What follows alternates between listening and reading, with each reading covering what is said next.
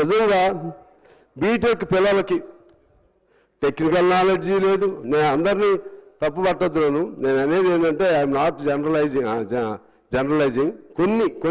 కొంతమంది వాళ్ళకి ఏ నాలెడ్జ్ లేదు అధ్యక్ష. వాడు ఎందుకు పనికి వస్తాడు భవిష్యత్తులో?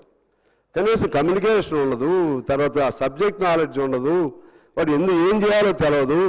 ఇంజనీరింగ్ చేసి బయటకు వచ్చిన వాడికి నీ బ్రాంచ్ ఏంటిరా అని అడిగితే ఆ బ్రాంచ్లో ఒక పని చేయమంటే పని చేయలేడు. ఇది అసలు ఏంటి అధ్యక్ష? ఇది ఇటువంటి చదువులా మన చదువులు? దీనికి సంబంధించి మనం దీనిలో కూడా లోపమే. అక్కడ నీకు మన ప్రైవేట్ ఇంజనీరింగ్ కాలేజీలు అలాగే ఉన్నాయి, ప్రభుత్వ ఇంజనీరింగ్ కాలేజీలు కూడా అలాగే ఉన్నాయి అధ్యక్ష. ప్రభుత్వ ఇంజనీరింగ్ కాలేజీలో పర్మనెంట్ వాళ్ళు లేరు ఇప్పుడు.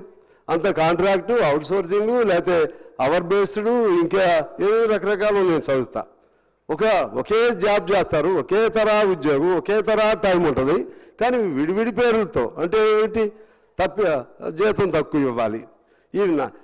This exploitation is not being done only by the private sector, it is being done even by the government sector అధ్యక్ష. దీన్ని